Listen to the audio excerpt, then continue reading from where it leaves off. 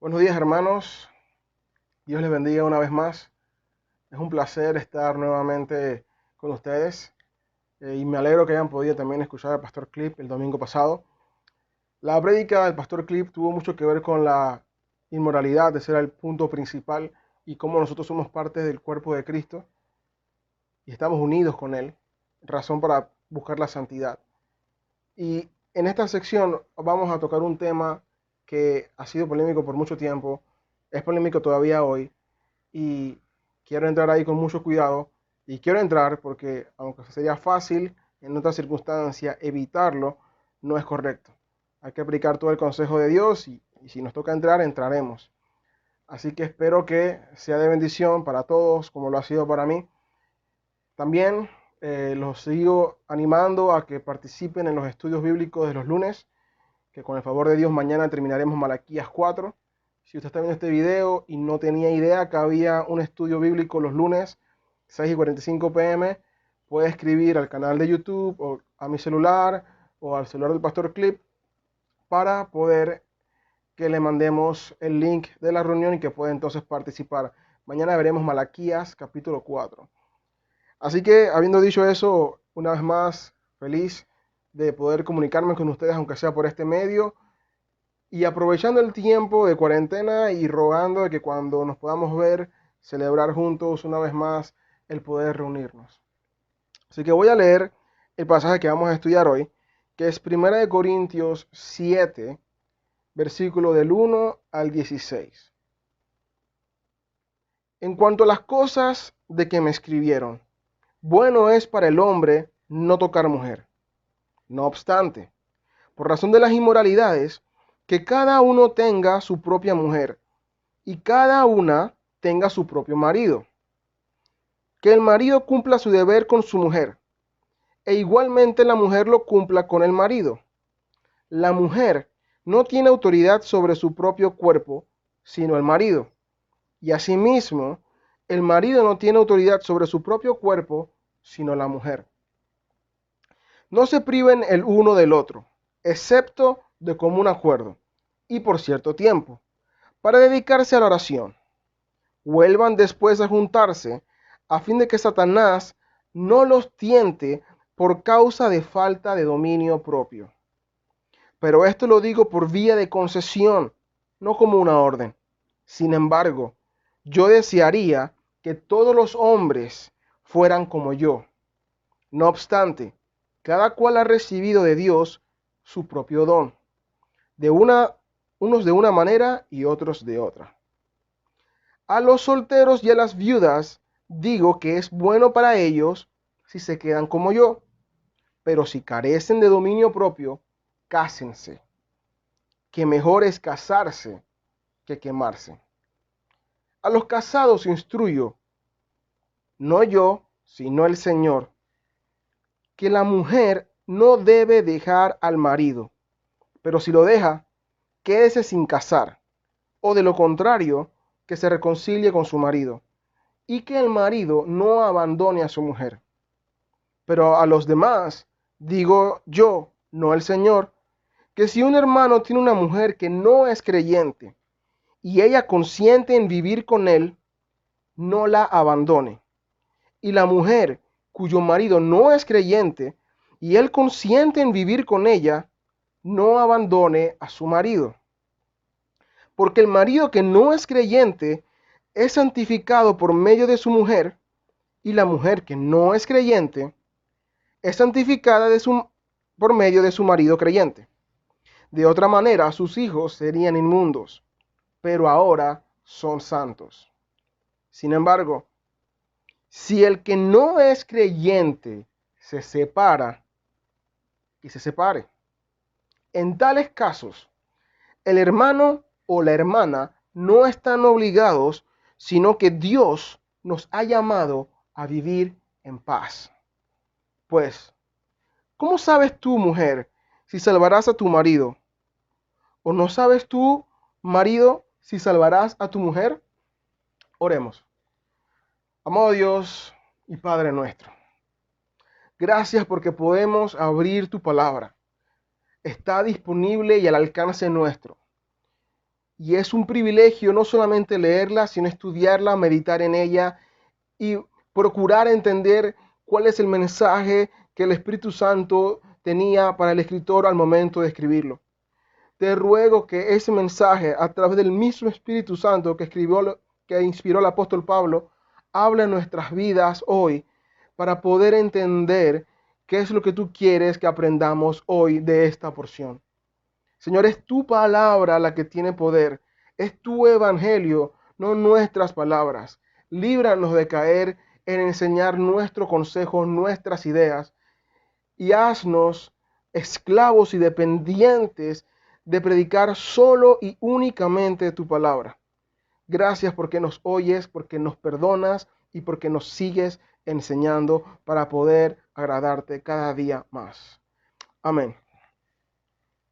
El título del sermón hoy es El matrimonio es importante para Dios. El matrimonio es importante para Dios. Las relaciones sexuales y el matrimonio han sufrido mucho en los últimos años. Con el pasar del tiempo, cada vez hay más personas que se sienten con la libertad o el derecho de poder cambiar su definición o el uso apropiado de una y de la otra. Quieren inventar más de una clase de matrimonio y hallar justificaciones para la intimidad entre dos personas que salgan de los parámetros dados originalmente por Dios. Y eso yo creo que todos lo sabemos, es fácil darnos cuenta de cuánto se está desviando lo que Dios quiere que hagamos y lo que la gente está diciendo. Pero lo más preocupante, o una de las cosas preocupantes de esto, es de que esas desviaciones que el mundo está proponiendo acerca del matrimonio y de la intimidad entre una pareja, están penetrando a la iglesia. Y estamos viendo dentro de la iglesia, tal cual pasaba en la iglesia de Corinto, actitudes que no honran a Dios. Y muchas incluso patrocinadas por los líderes o pastores. Y eso es grave. El único que tiene derecho a definir cómo es el matrimonio y el uso correcto de las relaciones sexuales es Dios. Porque Él creó el mundo y por tanto son sus reglas. Él tiene el derecho a poner las reglas del juego, no nosotros.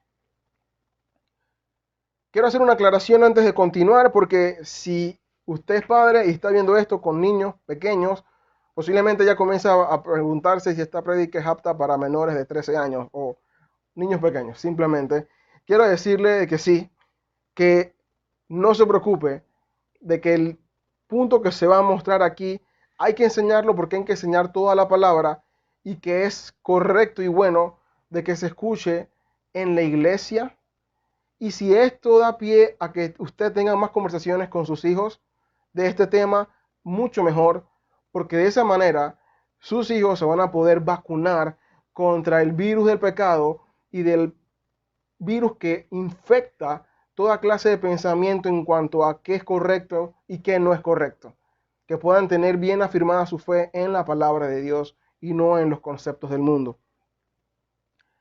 Ok, será un disclaimer importante antes de empezar. En la primera prédica de la carta de Corintios mencioné, y también lo mencioné en la capítulo número 5, de que Pablo ya les había escrito otra carta a los corintios. Y ellos le habían respondido. No tenemos esa carta. Dios decidió que se preservara solamente la que tenemos como primera y la que tenemos como segunda de los corintios. Tal vez hubieron más correspondencia, pero estas eran las inspiradas por Dios. Y ahora en este momento estamos viendo que Pablo les está escribiendo esta carta y en esta sección él está específicamente respondiendo a algo que ellos le escribieron. Vamos a ver solamente del versículo 1 al 16 hoy, pero esta respuesta de Pablo pasa del capítulo 7, inclusive el capítulo 8, donde él sigue respondiendo otras interrogantes que ellos le manifestaron que tenían. Y en estos 16 versículos vamos a ver temas como la abstinencia sexual en el matrimonio, el celibato, matrimonios mixtos entre creyentes e inconversos y el divorcio. Tenemos que tener en cuenta que vamos a estudiar la palabra de Dios Y no es un libro de historia. No es simplemente ver que esto pasó en una comunidad griega del Imperio Romano hace casi 2000 años atrás, sino de que lo que estaba pasando ciertamente fue hace 2000 años en una comunidad griega, pero tiene relevancia hoy porque está en la palabra de Dios y por tanto es verdad.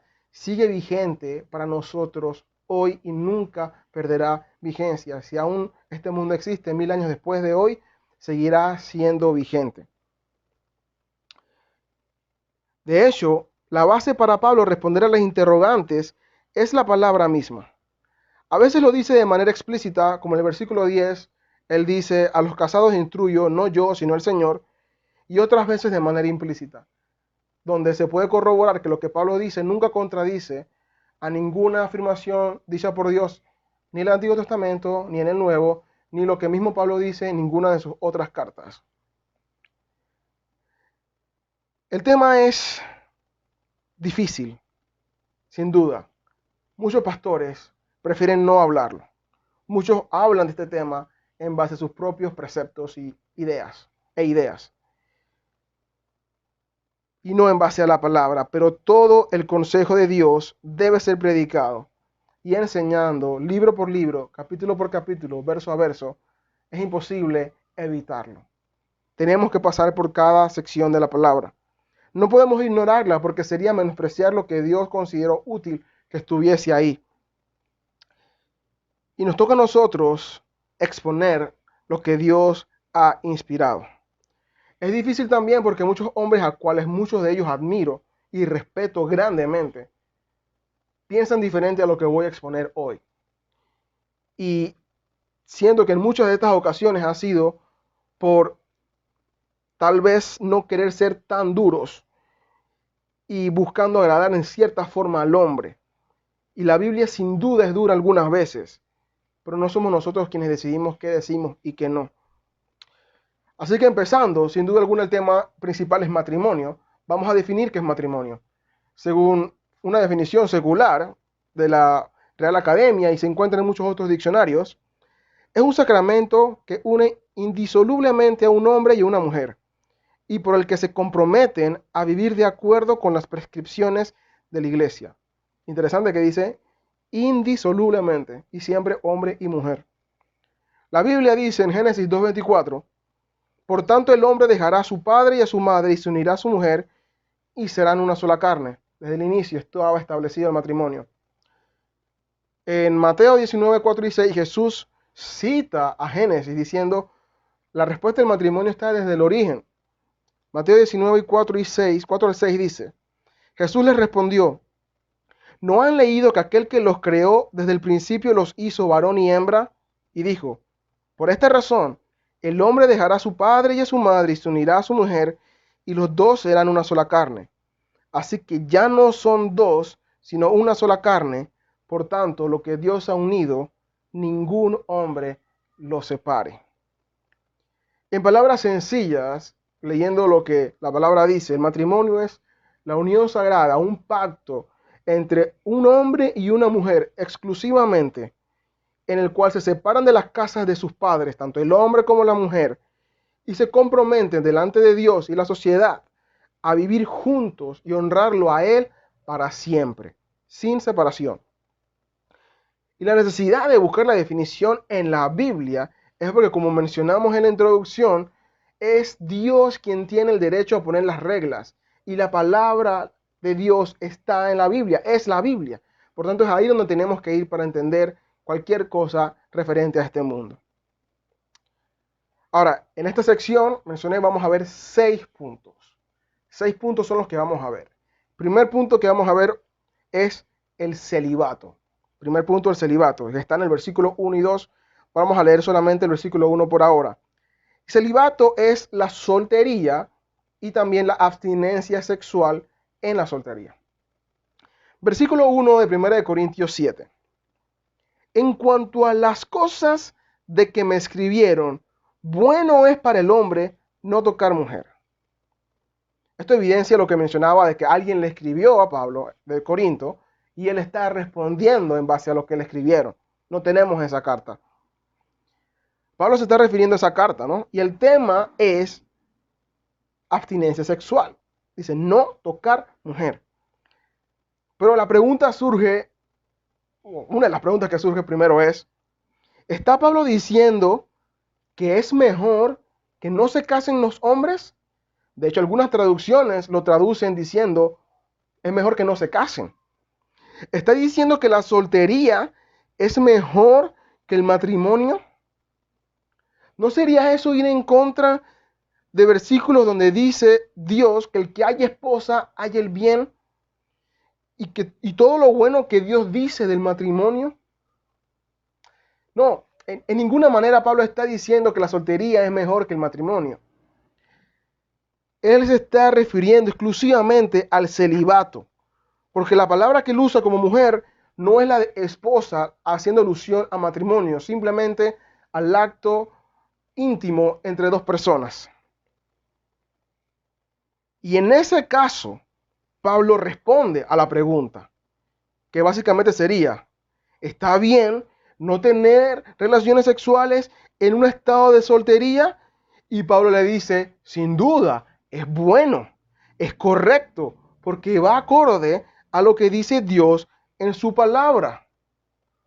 Dios habla bien del matrimonio, así que no entendamos que Pablo lo está poniendo por encima. Pablo, inclusive, él hace lo mismo en otras cartas. Génesis 2:18, ¿qué dijo Dios? Entonces el Señor Dios dijo, no es bueno que el hombre esté solo, le haré una ayuda adecuada. Dios dijo que no era bueno la soledad del hombre. Pablo hubiese estado en contra de eso y también de la procreación diseñada por Dios dentro del matrimonio. Génesis 1:28. Dios los bendijo y les dijo, sean fecundos y multiplíquense, llenen la tierra y sométanla, ejerzan dominio sobre los peces del mar, sobre las aves del cielo y sobre todo ser viviente que se mueva sobre la tierra. Pablo tenía un alto concepto del matrimonio en Efesios 5, del 22 al 33. No lo leeré, pero si lo leen, Pablo habla en un nivel muy alto de lo que significaba estar casado. Entonces no se está contradiciendo aquí. Cuando las traducciones que dicen que bueno sería para el hombre no casarse, están interpretando lo que dice en el texto original, pero no están traduciendo literalmente lo que dice. Literalmente, la palabra dice, es bueno para el hombre abstenerse de tocar mujer. Porque la pregunta fue, ¿es bueno no tocar mujer? Y Pablo le dice, en efecto, está bien, porque sería no cometer el pecado de fornicación. No tiene nada de malo, es bueno. Eso fue solo lo que ellos le preguntaron en el marco de la soltería. Pero Pablo les dice, sí, es bueno abstenerse de relaciones sexuales como lema o como norma de vida, como ustedes me lo están sugiriendo, pero también les dice, pero, versículo 2, seguimos en el mismo tema, seguimos en el primer punto, versículo 2 dice, no obstante, por razón de las inmoralidades, que cada uno tenga su propia mujer y cada una tenga su propio marido. Ok, Pablo sabía que esa idea o filosofía de vida no resolvía el pecado. Y le da la mejor solución, es cásense. Eso es mejor aún que vivir soltero y vivir de esa manera. Los corintios estaban pensando en una solución al pecado inmoral, lo que evidencia que en la iglesia había dos extremos. Estaban los totalmente liberales que no les importaba unirse con prostitutas y hacer toda clase de locuras como en el capítulo 5. Y además tenían entonces el otro extremo, con las partes que se evidencia que escribían ahí en esta carta, los que querían ser extremadamente legalistas. Y ambas posturas son dañinas. ¿Qué querían hacer estos que escriben esta parte de la carta a Pablo? Querían abstenerse de satisfacer sus deseos carnales y pensaron que era mejor abstenerse de todo lo carnal, y eso es una corriente que se llama ascetismo, una filosofía famosa inclusive antes de Cristo por los griegos y que predominó y que se mantuvo vigente en Grecia e incluso en Roma. Eso fue tan popular que incluso Pablo le respondió a los colosenses en cuanto a ese mismo tema. El ascetismo los afectó a los creyentes en Colosas. Mira lo que dice la palabra en Colosenses 2, 20 al 23.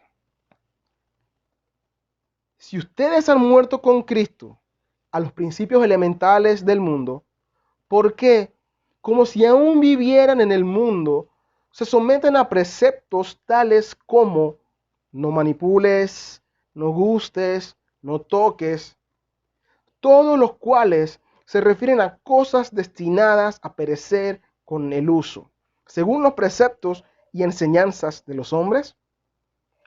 Tales cosas tienen a la verdad la apariencia de sabiduría en una religión humana, en la humillación de sí mismo y en el trato severo del cuerpo, pero carecen de valor alguno contra los apetitos de la carne.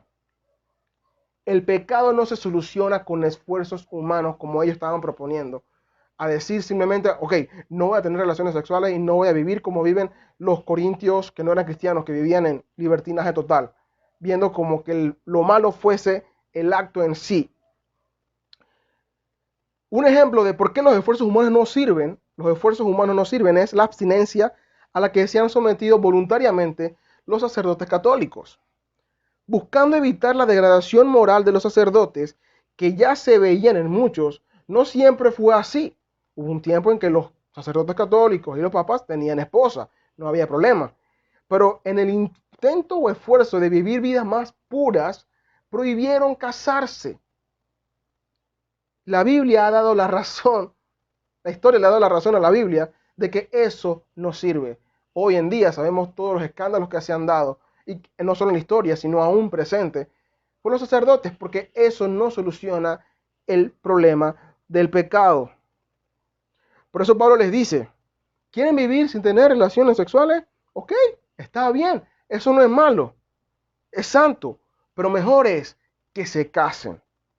Pero eso sí, como le menciona en el versículo 2, una pareja, una mujer para un hombre y un hombre para una mujer, una relación monogámica. Cásense, pero solamente una pareja, porque eso tampoco era común en la sociedad de Corinto. Y sabemos que hoy, aunque la gente no se está casando con muchas personas, creen que pueden tener más de una sola pareja. Así que la relación sigue siendo lo mismo, una sola pareja. Segundo punto, abstinencia en el matrimonio. Eso lo vamos a ver en los versículos del 3 al 6. Que el marido cumpla su deber para con su mujer, e igualmente la mujer lo cumpla con el marido. La mujer no tiene autoridad sobre su propio cuerpo, sino el marido. Y asimismo el marido no tiene autoridad sobre su propio cuerpo, sino la mujer. No se priven el uno del otro, excepto de común acuerdo y por cierto tiempo, para dedicarse a la oración. Vuelvan después a juntarse, a fin de que Satanás no los tiente por causa de falta de dominio propio.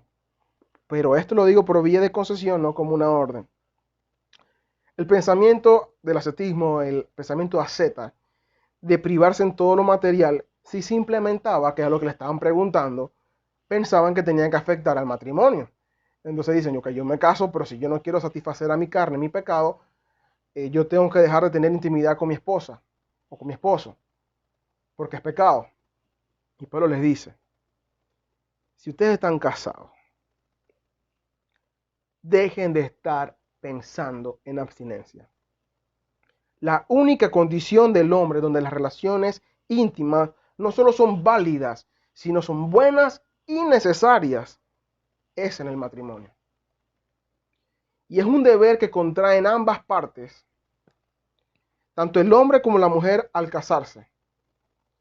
Tanto así que no se deben negar ese derecho en ningún momento en ninguna de las dos partes. Iría en contra de lo que Dios pide que hagamos. No tenemos derechos a negarnos a nuestra pareja.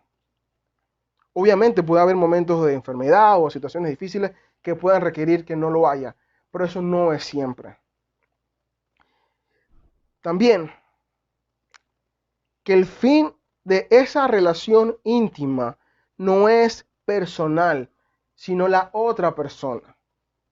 Es decir, en esta relación íntima, la persona más importante para el hombre debe ser la mujer y para la mujer debe ser el hombre. Mujer, tu hombre tiene necesidades que solo tú puedes satisfacer y solo tú debes satisfacerlas. Hombre, tu mujer tiene necesidades que solo tú puedes satisfacer y solo tú debes satisfacerla. Nadie más puede cumplir esas necesidades que podemos tener como hombre o mujer que nuestra pareja en el matrimonio. Solo matrimonio. Pablo les explica que solo hay una excepción que puede aplicar. Y es con 3 condiciones esa excepción. 1, tienen que estar los dos de acuerdo. 2, puede ser por poco tiempo, no mucho tiempo. Y 3, que en ese tiempo que se van a abstener, se dediquen a la oración. Si no se cumplen esos requisitos, entonces no hay abstinencia. Y la razón de todo esto es evitar la tentación que puede venir a causa de la abstinencia. Pablo es consciente de que aquellos que están casados tienen necesidades físicas y de no ser satisfechas esas necesidades, el mundo siempre se le ocurre buenas ideas, que no son buenas por supuesto, para intentar satisfacer eso. Y cualquier manera de satisfacer necesidades personales que no vaya acorde con los preceptos que Dios da en su palabra es pecado. Por tanto, Pablo dice, no se expongan a ser tentados. La carne es débil, por tanto, procuren no negarse y si están de común acuerdo, aunque sea para la oración, que igual sea poco tiempo. Y cuando terminen, vuelvan a unirse como Dios lo ha mandado. No hay más santidad en abstenerse de lo material, como los ascetas decían. Ese automartirio no sirve. Dios nos permite de gozar de ciertas cosas materiales en el marco que Él lo ha permitido. Y si lo estamos haciendo dentro de lo que Dios dijo, es bueno. Por tanto, ¿cómo podemos llamar malo a lo que Dios llama bueno? Miren lo que Pablo le dice a Timoteo. 1 Timoteo 4, del 1 al 5. El Espíritu dice claramente que en los últimos tiempos algunos se apartarán de la fe, prestando atención a espíritus engañadores y a doctrinas de demonios, mediante la hipocresía de mentirosos que tienen cauterizada la conciencia. Esa gente que se va a apartar de la palabra siguiendo a doctrinas de demonios, cosas que van en contra de Dios. Miren lo que Pablo le dice a Timoteo que van a comenzar a enseñar. Versículo 3 de 1 Timoteo 4. Esos prohibirán casarse y mandarán abstenerse de algunos alimentos que Dios los ha creado para que con acción de gracias participen de ellos los que creen que han conocido la verdad. Porque todo lo creado por Dios es bueno y nada se debe rechazar si se recibe con acción de gracias, porque es santificado mediante la palabra de Dios y la oración. Son los que tienen esos espíritus engañadores, los que siguen esas doctrinas de demonios, los que van a prohibir las cosas que Dios permite, los que van a decir que las cosas que Dios dice que son buenas, en realidad son malas. Dale un ejemplo de los católicos, de cómo promueven la abstinencia como algo malo cuando Dios lo llama bueno. Eso es seguir doctrina de demonios, explícitamente. O las personas que en religión, cristiano o no, prohíben abstenerse de alimentos que Dios determinó como buenos. Es seguir doctrina de demonio. Y hoy tenemos que tener cuidado porque tal vez diga, bueno, yo no promuevo la abstinencia de matrimonio, ni tampoco promuevo que no coman, pero puedo que esté promoviendo algo que vaya en contra de la palabra de Dios. Siempre que yo diga, es bueno que hagas algo que Dios dice que es malo, o digo, no hagas algo porque yo creo que es malo cuando Dios dice que es bueno, estoy siendo influenciado por falsas doctrinas. Así que somos muy cuidadosos en saber qué recomendamos y qué prohibimos, porque siempre nuestra recomendación o prohibición tiene que ser esclava de lo que dice la palabra de Dios y no de lo que a mí me parece o en mi experiencia he visto esto. Si lo que yo voy a decir no va acorde con la palabra, tenga cuidado porque está siendo una falsa doctrina. El tercer punto, matrimonio como don de Dios o regalo de Dios. Versículo 7. Sin embargo, yo desearía que todos los hombres fueran como yo. No obstante, cada cual ha recibido de Dios su propio don, unos de una manera y otros de otra. Permiso.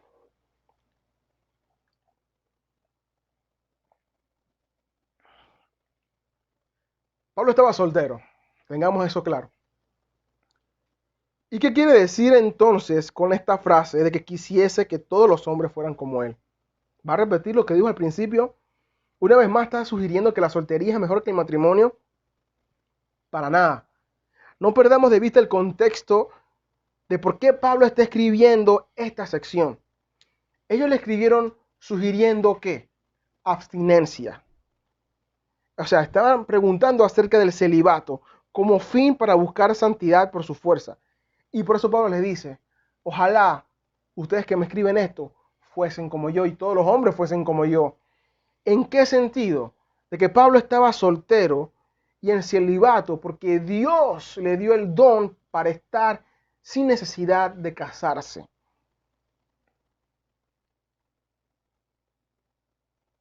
Por tanto, si fuesen como él, con su don, es normal el poder estar en la condición que ellos sugerían que querían estar. Ni pensar en casarse como ellos sugerían, porque tenían ese don. Pero el que no tiene ese don de la abstinencia, no intente vivir como si lo tuviese. Y con esto quiero tener mucho cuidado aquí. No quiero decir que ahora da rienda suelta a tu deseo. Lo que quiere decir aquí con esto es, si tienes el don, vive de acuerdo a eso. No procures casarte. Pero si no tienes el don de abstinencia, significa que entonces debes casarte y no inmediatamente, porque el fin del matrimonio no es solamente satisfacer las necesidades sexuales que pueda tener una persona, sino glorificar a Dios en todo. Así que si no tienes el don, es una señal de alerta de que debes prepararte para ser ese buen esposo o esa buena esposa que tu futura pareja, que tal vez hoy no conozcas, necesita que seas. A eso se refiere. A que te prepares a vivir de acuerdo al don que Dios te dio, matrimonio o abstinencia. Y antes del matrimonio, todos deben vivir de acuerdo a la misma situación, aunque no tengan el don de abstinencia como lo tenía Pablo. Siempre se trata de Dios, el que nos permite hacer lo que Él quiere que hagamos. Dios le dio el don a Pablo y por eso Pablo podía vivir de la manera que vivía. Y si no te ha dado ese don, Dios te va a dar el don entonces para que vivas de acuerdo en un matrimonio como Él lo quiere. Siempre la clave es Dios. Sin Dios presente, tú harás tu mejor esfuerzo para vivir soltero y agradar a Dios y no podrás. Sin Dios presente, tu matrimonio será un fracaso porque lo intentarás hacer con tus fuerzas y no vas a poder porque tus fuerzas son insuficientes. Es Dios quien nos capacita de hacer lo que Él quiere que hagamos. Jesús lo dijo también en Mateo 19, 11 y 12. No todos pueden aceptar esta palabra, dijo Jesús. Solo aquellos que reciben la ayuda de Dios. Algunos nacen como eunucos, a otros lo hacen eunucos. Otros optan por no casarse, por amor al reino del cielo. El que puede, que lo acepte. Es Dios quien nos capacita, disculpa, es Dios quien nos capacita para entender su palabra y para obedecerla. Sin Él, no podemos ni vivir ni una soltería que lo honre o un matrimonio que lo honre. Su presencia es la clave para cumplir con lo que Él nos pide. ¿Ok? Van 3 puntos. Ahora vamos para el cuarto punto. Mandamiento para viudos, para la viudez. Versículos 8 y 9. A los solteros y a las viudas les digo que es bueno para ellos si se quedan como yo, nada más. Pero si carecen de dominio propio, cásense, que es mejor casarse que quemarse. Otra vez pareciera que repitiera lo que ya hemos dicho en los otros versículos, porque menciona la palabra solteros, pero en realidad Pablo no está hablando de solteros, sino de viudos, tanto hombres como mujeres. El detalle es que en ese tiempo no había muchos viudos. Era normal que hubiese viudas, pero viudos Ni siquiera hoy es común escuchar esa palabra de viudos en cuanto a los hombres. Uno conoce viudas, pero muy poco conoce viudos. Y como no era común, no había palabra tan común para definir la viudez en los hombres. Y aunque sí existía una, no se usaba mucho. Así que él usa la palabra soltero, pero haciendo alusión, en este caso, a los que han perdido a su pareja de matrimonio que ha muerto por muerte. Así que en el mismo contexto de abstenerse, porque todo venía dirigido a esa pregunta. ¿Nos abstenemos o no nos abstenemos? ¿Es bueno o es malo? Le dice, sí, es bueno si se quedan como yo. Es decir, si se quieren quedar solteros no pasa nada. Está bien, es perfecto. Pero algo común en ese tiempo, como el pastor Chris mencionó, era que muchos están viviendo en libertinaje sexual. Y por eso le dice, no es malo, pero si no tienen dominio propio, cásense. Porque muchos estaban no teniendo dominio propio, pero no querían casarse. Y querían tener relaciones con personas que no eran su pareja, no eran su esposo, o peor aún, con personas que se dedicaban a la prostitución para satisfacer esos deseos porque no tenían dominio propio, pero se sentían bien porque no se volvían a casar. Y pues les dice, no, si pueden vivir solos, está bien, que eso fue lo que le preguntaron, pero si no, cásense, no es pecado, ustedes están libres ya que su pareja ha muerto. El contexto por eso es importantísimo. Sin el contexto, terminaríamos sacando enseñanzas que no necesariamente tienen que ver con la idea central del texto. Que vamos al quinto punto. Divorcio. Versículos 10 y 11. A los casados instruyo, no yo, sino el Señor, que la mujer no debe dejar al marido, pero si lo deja, quédese sin casar. O de lo contrario, que se reconcilie con su marido y que el marido no abandone a su mujer. Aquí se pone interesante el asunto porque comenzamos a entrar en el tema caliente. Es un tema que genera pasiones y discusiones, como mencioné al principio, y como muchos prefieren no enseñarlo, no es correcto no enseñarlo, y otros sacan conclusiones humanas, y como les mencioné, incluso dentro de lo que sí estudian, hay varias posturas entre hombres serios de Dios que enseñan su palabra. Pero la palabra de Dios es clara, y yo no soy quien para acomodarla, para que no suene tan difícil. Y debo aclarar que para aconsejar a una pareja es necesario conocer el contexto de la relación, pero la ayuda debe venir de la palabra de Dios siempre, siempre. La experiencia no sirve, no es lo vital es la palabra de Dios. En ningún lado de la Biblia se premia la experiencia como fuente de sabiduría, sino el meditar en la palabra de Dios, el temor de Jehová, y eso no tiene que ver con cuántos años de casado tenga la persona que va a aconsejar. De hecho, Pablo no estaba ni siquiera casado y está escribiendo acerca de esto, porque no necesitaba estar casado para hablar de esto. Algunos infieren de que él estuvo casado algún tiempo o no, pero no hay prueba de ello. Sabemos que no estaba casado en el momento que conoció del Señor y que toda su narrativa que nos da la palabra estaba soltero y que murió soltero. Por tanto, es en base a su soltería, desde su soltería que él aconseja. Por eso que siempre la clave es la palabra de Dios. Porque muchos, inclusive con mucha experiencia, aconsejan mal porque van en contra de lo que dice la palabra. Y esa condición no lo inhabilitaba de aconsejar a otras personas. Hay un ejemplo que conozco, un pastor llamado Carlos Azueta en Texas, en Estados Unidos.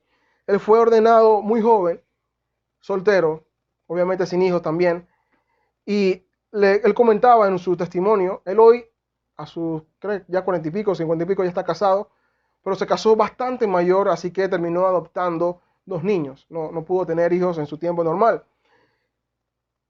Él mencionaba en su testimonio de que él tuvo que aconsejar, iniciando, siendo muy joven, a matrimonios que podían ser sus padres, o incluso matrimonios que podían ser sus abuelos. Y que él se sintió un poco con temor en medio de todo eso, pero recordó de que la clave es la palabra de Dios siempre, que si el consejo no va unido de la palabra de Dios, es inútil. No menospreciamos la experiencia. Si hay experiencia y se une con la palabra, qué bien. Pero no es lo más importante. Ok. La orden que el Señor da y que Pablo repite es básicamente no se divorcien. Ya. No se divorcien. Y Pablo dice, si se divorcia, quédese sin casar. Simple y sencillo. No te divorcies. Aún quieres desobedecer y te divorcias, pues no te cases más. Muchas opiniones han surgido en base a esta regla y buscan excepciones donde sé que lo que voy a decir difiere de la gran mayoría, pero mi conciencia es deudora de la palabra. Y la Biblia es clara al decir que no debe haber divorcio, y si alguien se divorcia, entonces no puede haber recasamiento para ninguna de las dos personas. La única opción es volver a unirse. Pablo era consciente de que podía haber divorcios a pesar de que estaba mal, no lo justifica, pero él entendía, puede que haya por el pecado, pero por eso no deja por fuera a las parejas que ya se habían divorciado y da consejo. Si te divorciaste y ya estás leyendo esto, cuando te divorciaste, sepa que no te puedes volver a casar. El Señor lo dijo, Jesús. Marcos 10, 2 al 12. Marcos 10, del 2 al 12. Se acercaron algunos fariseos y para poner a prueba a Jesús, le preguntaban si era lícito a un hombre divorciarse de su mujer. ¿Qué les mandó Moisés? Les dijo Jesús. Ellos respondieron, Moisés permitió al hombre escribir carta de divorcio y repudiarla. Entonces Jesús les dijo, por la dureza del corazón de ustedes, Moisés le escribió este mandamiento. Pero desde el principio de la creación, Dios los hizo varón y hembra. Por esta razón el hombre dejará a su padre y a su madre, y los dos serán una sola carne. Así que ya no son dos, sino una sola carne. Por tanto, lo que Dios ha unido, ningún hombre lo separe. Ya en casa, los discípulos le volvieron a preguntar sobre esto, y él les dijo, cualquiera que se divorcie de su mujer y se casa con otra, comete adulterio contra ella, contra la esposa original. Y si ella se divorcia y deja de su marido y se casa con otro, comete adulterio. Termino la cita bíblica. Los fariseos fueron a preguntarle a Jesús acerca del divorcio, pero era para ponerle a prueba, para ver qué decía, si iba en contra de lo que Moisés decía, que según ellos era la norma más alta. Y fueron a preguntar, a decir, Moisés mandó a que se divorciaran, pero en realidad Moisés lo permitió solo por la dureza de su corazón. Entonces esto queda muy claro, porque Jesús habla de Génesis. Es decir, Adán y Eva no tenían ninguna nacionalidad ni etnia. Así que el principio de que el divorcio es malo abarca a todos por igual. Pero en personas con un corazón endurecido. ¿Y quiénes son las personas con corazón endurecido? Los inconversos, los que no son cristianos. Sigue siendo malo, pero puede que pase.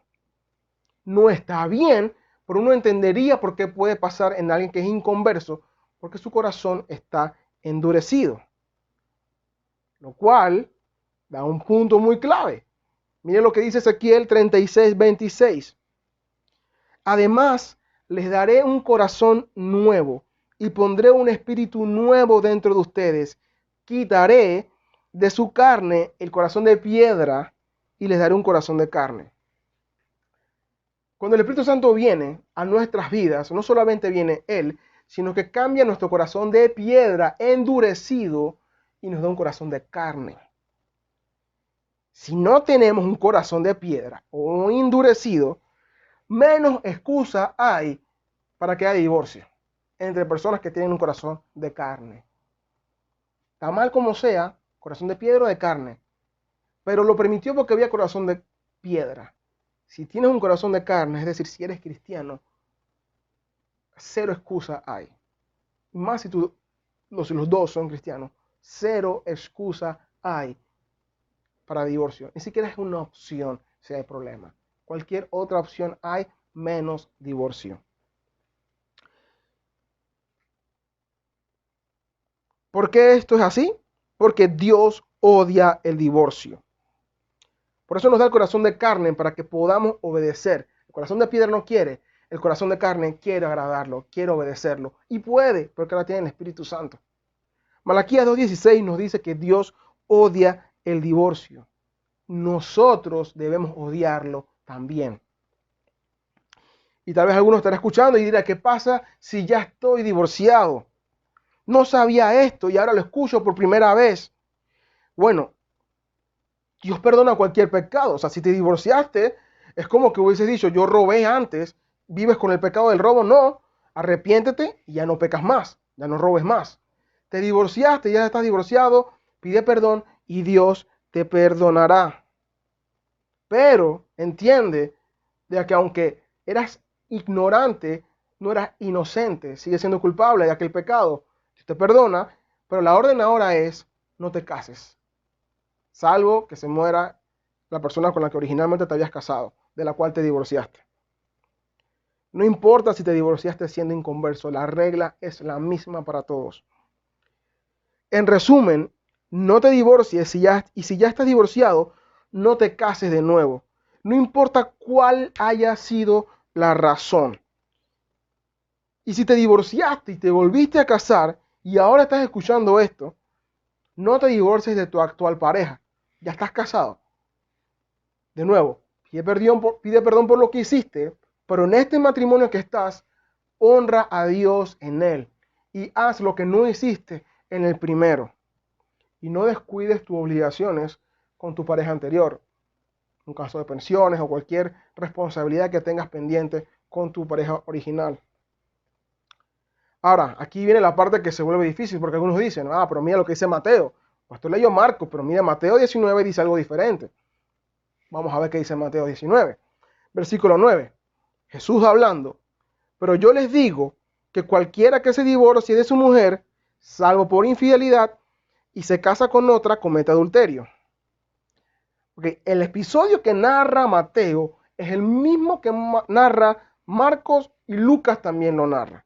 Pero ni Marcos ni Lucas mencionan esa excepción de salvo por infidelidad, que en otras palabras es la palabra fornicación la que se usa ahí.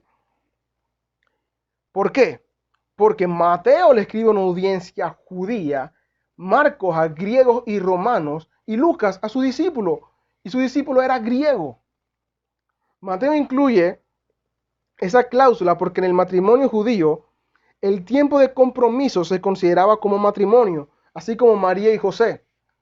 Quiere decir que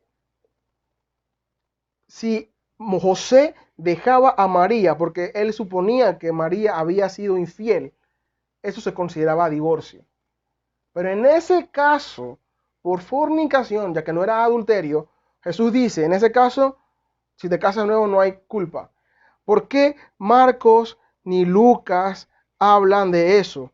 Porque en el contexto de matrimonios griegos y romanos no existía esa condición del momento del compromiso y considerándolo como divorcio. Ni siquiera hoy tampoco.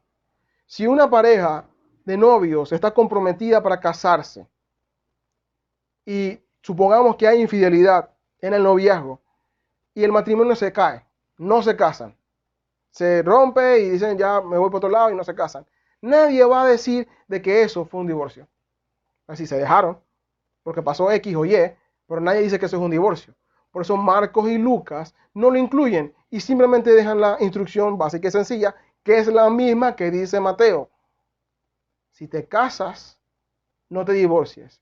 Si te divorcias, no te cases. Si divorciado, te casas con otra persona, estás adulterando contra tu pareja original.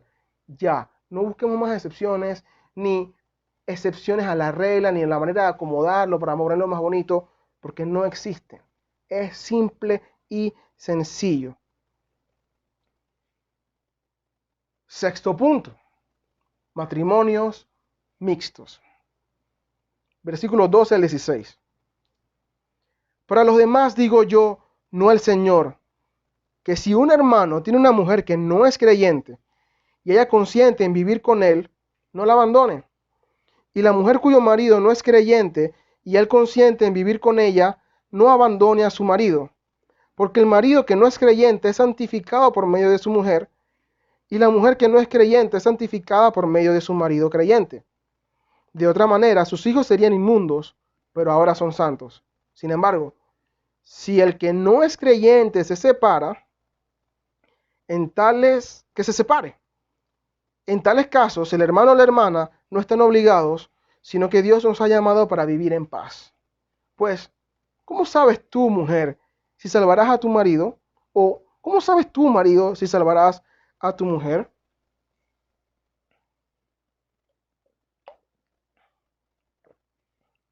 Otra situación que se estaba dando ahí, de la cual ellos también escriben, eran matrimonios mixtos, es decir, personas cristianas casadas con personas no cristianas, que en la mayoría de estos casos se dieron porque fueron los dos inconversos en el principio casados, uno llega a la fe y ahora hay el matrimonio mixto porque la otra persona no ha sido salva aún, no ha aceptado a Cristo, no ha sido creyente, no ha creído.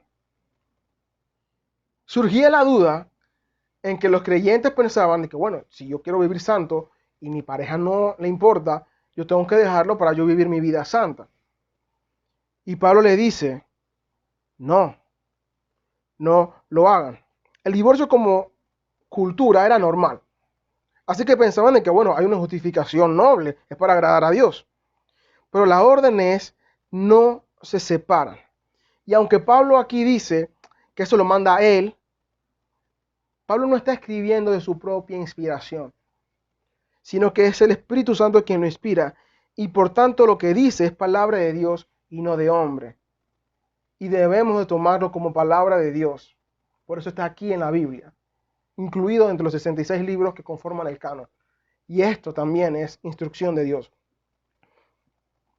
Si la otra persona acepta vivir con la parte creyente, eso es bueno, porque de esa manera se beneficia por la presencia de oración y de la lectura de la palabra de Dios en la casa, a causa del creyente. En ese sentido es santificada la persona. No es que la parte no creyente salva automáticamente porque acepta vivir con su pareja cristiana. No, pero recibe beneficio por estar viviendo con alguien que es cristiano. Los hijos igual se benefician por muchas razones, porque se mantendrían en un hogar con papá y mamá y además con la presencia de la palabra de Dios. También reciben esa bendición y Pablo lo ve como la gracia de Dios puede obrar de una manera más fácil en un hogar que está unido con una persona creyente. Juan Calvino dijo lo siguiente: esto prueba que es más fuerte la santidad del creyente que la inmundicia del inconverso en una relación de pareja. Así que, si están en esta condición, ya casados con una persona que no es creyente, las instrucciones no se separen y sigan orando por aquella persona. Ahora bien, en el verso 15, muchos ven una excepción cuando leen que si la persona no creyente se separa, no estamos obligados, sino que Dios nos llamó a vivir en paz. Ven en eso de vivir en paz un permiso para casarse de nuevo. Pero eso no es lo que dice. Porque estamos leyendo este texto buscando la excepción en vez de buscando entender cuál es el contexto del texto. Los corintios no le están preguntando si se pueden volver a casar. Los corintios le están preguntando si se divorcian en caso de tener una pareja no cristiana. Y Pablo les dice, no procuren divorciarse. Si su pareja no consiente en vivir así se va, en ese caso no están obligados, otras traducciones dicen a servidumbre o esclavitud, no están obligados a quedarse en esa unión si la otra persona no quiere. Y ahí en ese contexto es que dice que Dios nos ha llamado a paz, en el sentido de que por entender que el divorcio es malo, si la persona que no es cristiana no quiere vivir con el cristiano, no tengo que pelear para que no se divorcie, para que yo no tenga que pecar al divorciarme, sino que en ese sentido A paz nos llamó el Señor. No estamos obligados. Si Él no se quiere quedar y hemos hecho lo posible para mostrar a Cristo y aún así no quiere, no podemos obligarlo porque Dios no obliga a nadie.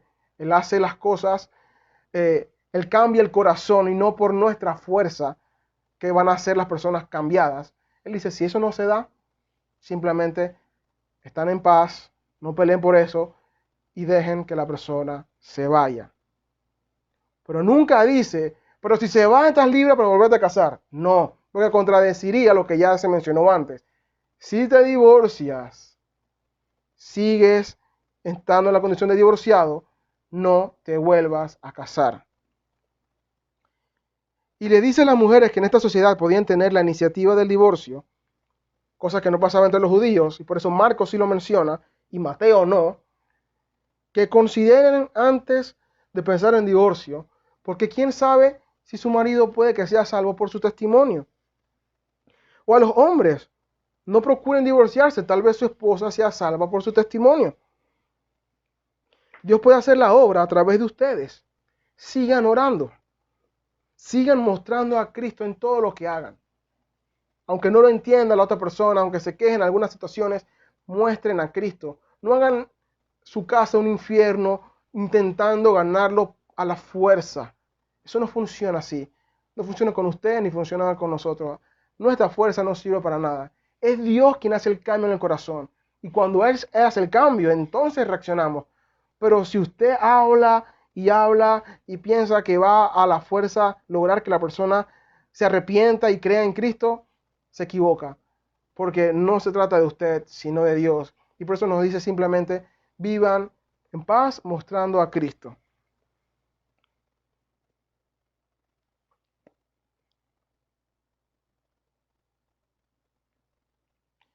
Voy a recapitular algunas cosas importantes que hemos visto.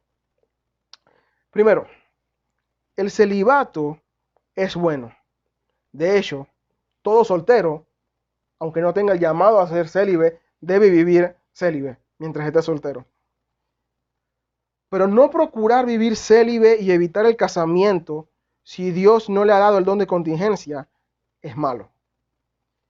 Si usted anhela tener un esposo o una esposa, no se sienta mal. Eso es bueno, es noble. Es más, procure casarse de la manera que Dios lo ha determinado, con personas creyentes, nada de inconversos, con lo cual no hay nada en común, y de acuerdo a los parámetros y principios que Él dio para el matrimonio. Un hombre que sea capaz de proveer, que sepa la palabra, que pueda procurar el beneficio espiritual y material de la mujer, y la mujer aprenda a someterse a su esposo desde que está soltera. Vayan entrenándose en eso si saben que no son célibes y no esperen el matrimonio para empezar a prepararse. Y aquí es donde los padres entran a preparar a sus hijos a que sean esos hombres que deben ser en un matrimonio y a esas niñas que deben ser ese matrimonio. Y la iglesia para que las ancianas enseñen a las jóvenes a honrar la palabra de Dios a través de su vida en el matrimonio, como le dice Pablo a Tito en su carta. Si están casados, las relaciones íntimas son buenas. Son el medio para procrear y además para poder disfrutarse el uno al otro. Es un mandato del Señor y es el marco apropiado para disfrutar este regalo. No hay ningún otro marco donde las relaciones íntimas sean buenas. Solo el matrimonio. El matrimonio es un regalo de Dios. Si usted tiene la dicha de estar casado, entienda que es un regalo de Dios. Y aunque usted diga, pastor, pero es que usted no conoce a mi esposa, usted no conoce a mi esposo, usted no puede decir que el matrimonio es bueno cuando usted no está viviendo lo que yo estoy viviendo. Yo le respondería, no necesito vivir lo que usted vive para saber que el matrimonio es bueno. Porque el matrimonio no es bueno no por la experiencia de algunos, o es malo porque su experiencia sea mala. El matrimonio es bueno porque Dios dijo que es bueno. Si usted no siente que su matrimonio sea bueno, lo más probable es que esté viviendo en base a sus fuerzas o en base a su propio egoísmo de querer satisfacerse a usted mismo. Y por eso, obviamente, va a encontrar frustración y posiblemente su pareja también. El momento que comienzan a vivir tratando de agradar a Dios, la cosa va a ir cambiando. Pero nunca diga que es malo algo que Dios llama bueno. Si tiene el don de abstinencia glorifique a Dios con él. Aproveche el tiempo que los casados no tienen para hacer las cosas que los solteros sí pueden hacer. Tanto los solteros como los casados son necesarios en la obra de Dios. Los viudos se pueden casar de nuevo, no pasa nada. Su vínculo termina con la muerte de su pareja.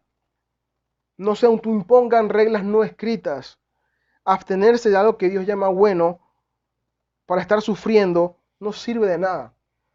Ese sufrimiento es inútil. El único sufrimiento bueno fue el que pasó Cristo por nosotros en la cruz, porque a través de sufrimiento podemos entrar nosotros en comunión con Dios. Fuera de ese sufrimiento, lo demás no sirve. En un matrimonio de creyentes, el divorcio no es una opción. Punto. En un matrimonio mixto de creyentes e inconversos, solo puede pasar si el inconverso lo propone y no quiere vivir con el creyente. Sigue estando mal, pero el divorcio es pecado, tengamos eso claro, cristianos o no. Si sucede ese divorcio, es entonces donde la iglesia debe entrar y poder darle consuelo al cristiano que ha perdido su pareja por un divorcio y poder consolarlo en medio de una situación difícil. No debe haber ninguna separación fácil. Así que ahí es donde entramos a consolar a la persona afectada. El divorcio surge del egoísmo de buscar el beneficio personal y no el de la otra persona. Porque cuando no obtengo mi beneficio, siento que el compromiso no me sirve para nada y dejo. Y Dios lo detesta porque Él es fiel y no abandona a su pueblo, ni siquiera por nuestras innumerables infidelidades que día tras día cometemos contra Él cuando preferimos buscar cualquier cosa menos a Él. El matrimonio es la única relación que ejemplifica la relación de Cristo con la iglesia y su pueblo. Y el mandato es que todos los matrimonios modelen esa relación. ¿Cómo podemos modelar la relación de Cristo con la iglesia si nos estamos divorciando? No tendría sentido. Si Cristo no abandona a su iglesia, nunca. Y no solo eso, sino que nuestras constantes imperfecciones y faltas, que en un contexto humano serían excusa para decir, por eso es que no me conviene estar contigo y te dejo. Nuestras constantes faltas son para Cristo motivo de amor y decir, todavía tengo que seguir trabajando contigo. Es un amor perfecto. Y somos nosotros los creyentes los que tenemos que demostrar ese amor. Y la mejor manera de demostrarlo es teniendo matrimonios que honren a Dios, donde se vea al esposo procurando cuidar a la esposa sometiéndose a su esposo, para que el mundo vea que hay una diferencia y que nosotros apuntamos a algo mejor aún, que es Cristo y la iglesia. Cristo es el novio perfecto porque el día de la boda, el día que Él venga, las bodas del Cordero, la novia, su pueblo estará perfecto, sin manchas, porque el propio novio se encargó de limpiarla. Cuando usted vea fallas en su pareja, esas cosas que no están bien, lejos de desecharlo, ame como Dios ama, y obviamente eso no se puede por nuestra fuerza, sino estando con Él, y procure orar para que Dios le ayude a usted poder ayudar a su pareja a limpiar esa imperfección. Esa imperfección es para que usted lo ame más y trabaje junto con esa persona, no para que lo odie y lo rechace. La tasa de divorcios en matrimonios que afirman ser creyentes es cada vez más alta y sigue creciendo. ¿Por qué pasa esto? La respuesta es muy compleja, pero tratando de simplificarla, es porque hemos estado buscando nuestra comodidad y no la obediencia a Dios. En vez de buscar obedecer la palabra, estamos en busca de excepciones para no obedecer la palabra. Y mientras ese pensamiento se vaya arraigando en pastores, se va a arraigar más en los creyentes, y así como aceptan el divorcio, comienzan a aceptar el recasamiento, y cada vez el matrimonio cristiano es todo menos lo que debe ser, representar la unión de Cristo con la iglesia. Si usted creía alguna de estas mentiras del recasamiento y del divorcio, espero que esta sección les sirva para despertar de eso y comenzar a promover lo que Dios promueve en su palabra. No estamos en este mundo para no sufrir. Porque cuando pensamos que el sufrimiento es malo, comenzamos a querer evitarlo, aunque parezca que sea por causa de la Biblia. He escuchado personas decir, ay, pobrecita, pero si fue el marido el que la dejó, si nada más tienes 30 años, ¿cómo se va a quedar sola? Tan joven y toda una vida por delante. Como si fuese una maldad del pastor el decirle que no se debe casar. Y comenzamos a menospreciar la Biblia y a buscar la manera de acomodarla. Y ahí es cuando comienza la entrada de decir, la Biblia no es tan importante y no es realmente todo lo que dice, hay que acomodarla, esa cosa ya no aplica.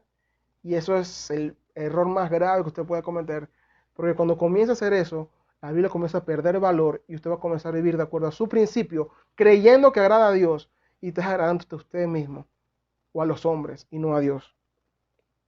Nuestro norte y deseo tiene que ser obedecer a Dios en todo, aunque parezca difícil, aunque parezca desagradable. Obedecer a Dios siempre es lo mejor. Es ahí donde hay gozo, nunca en la satisfacción personal. Hermanos, recordemos el verso 7. Todo lo que vayamos a hacer es por don de Dios. Si usted pretende vivir soltero, sin Dios, no va a poder. Si se casa y quiere vivir sin Dios, tampoco va a poder. Será imposible. Dios es el factor determinante en todo. No su esfuerzo, sino la presencia de Dios. El caos existe por la ausencia de Dios en su pensamiento y en su actuar. El caos existe porque Dios no está presente en su mente ni cómo vive. Porque cuando eso está presente y usted lo obedece, hay santidad, hay gozo. Si tiene dificultades en alguna área de su vida, la solución no es martirizarse o irse al extremo liberal. Vaya a Cristo. Él tiene la respuesta y Él le dará la fortaleza para que usted pueda hacer lo que Él quiere que usted haga. Si está escuchando todo esto y resulta que ya se divorció y hasta se volvió a casar, no se mortifique más. Ciertamente ha pecado. Pida perdón por su pecado y glorifique a Dios en su nuevo matrimonio. Si está divorciado y está escuchando esto y dice, bueno, yo me divorcié siendo inconverso y ahora pensaba casarme con una cristiana, no lo haga. Era pecado allá y es pecado acá. Quédese soltero. Usted quedará libre del yugo de su matrimonio solo cuando su pareja muera, hasta que la muerte lo separe. Lo dije el Señor de esa forma. Mientras tanto, tampoco piense que es el fin del mundo. Hay muchas cosas que hacer en la obra que los solteros pueden hacer que los casados no. Aproveche el tiempo, ore más, lea más la Biblia y sirva a Dios en lugares donde los casados no pueden. Recuerde también de que va a poder servir al Señor en muchos ministerios. No va a poder servir al Señor en el ministerio de la enseñanza de su palabra, en ninguna esfera de enseñanza, porque es clara la palabra en los requisitos de que los maestros, los pastores, deben ser maridos de una sola mujer y tener su matrimonio en sujeción. Y obviamente alguien que ha pasado por eso no aplica. Pero la enseñanza no es el único ministerio en el cual usted puede servir. No todos los hombres son llamados a ser pastor. Así que ore a Dios y pídale que le muestre a dónde puede servir. No vaya buscando consejos en nadie que no sea cristiano. Como estudiamos hace 2 domingos, no hay sabiduría en el mundo. Acepte todo consejo que provenga de un hermano. Aunque no tenga experiencia en matrimonio o en otra área, así como Pablo no la tenía, es suficiente si la persona conoce de la palabra. Es más, deberíamos querer recibir todo el consejo que venga de la palabra de Dios, porque muchas veces nos muestra cosas que nosotros solos no podemos ver. Y eso solamente debe pasar en el marco de la iglesia. Para eso estamos, para edificarnos. A Dios le importa su pureza sexual. A Dios le importa su matrimonio. Es la única institución que viene desde Edén. La iglesia y el gobierno se formaron después de Edén. En Edén solo el matrimonio. Valore casarse, pero siempre confiando en Dios. Usted solo no podrá agradar a Dios jamás, ni siquiera estando soltero. Cristo vino a hacer eso posible. Antes de orar, yo quisiera aclarar algo. Si alguna situación de lo que se ha predicado hoy, porque sé que es un tema un poquito más sensible a los anteriores, le ha recordado algo o alguna carga que tiene, siéntase libre de llamarme o escribirme o llamar al Pastor Clip y escribir al Pastor Clip para poder aconsejarle en base a la palabra de Dios y guiarlo a hacer lo que Dios quiere que se haga. Tenga eso presente siempre. Oremos. Amado Dios, gracias por la oportunidad que nos das de abrir tu palabra y estudiarla y meditar en ella. Hay veces que es agradable escuchar, simplemente ver cómo tú estás presente y nos fortaleces, pero cuando nos muestras nuestro pecado, ahí a veces preferimos no escucharla y no queremos ver lo malo que hay en nosotros, pero todo es necesario. Perdona nuestro pecado, Padre. Perdona si no hemos sido puros sexualmente hablando, solteros o casados. Perdona si nos hemos divorciado. Perdona si nos hemos divorciado y vuelto a casar en contra de lo que dice tu palabra. Padre, tu palabra dice que en ti hay perdón. Y permite que todos podamos sentirnos perdonados. Porque es el diablo que quita el gozo de la salvación, no tú. Devuélvenos el gozo de tu salvación una vez hayamos experimentado tu perdón y permítenos entonces servirte de acuerdo a tus principios donde tú quieres que lo hagamos. Que te honremos en nuestro matrimonio, que te honremos en nuestra soltería y que procuremos ir a tu palabra siempre para encontrar el consejo correcto y no en el mundo ni en conceptos mundanos, incluso si aún provienen de personas dentro de la iglesia. Ayúdanos a tener el espíritu de discernimiento activo y poder identificar cuando algo está mal, simplemente porque vaya en contra de tu palabra. Gracias por hablarnos, porque solo el hecho que nos hables es una gran bendición. Amén.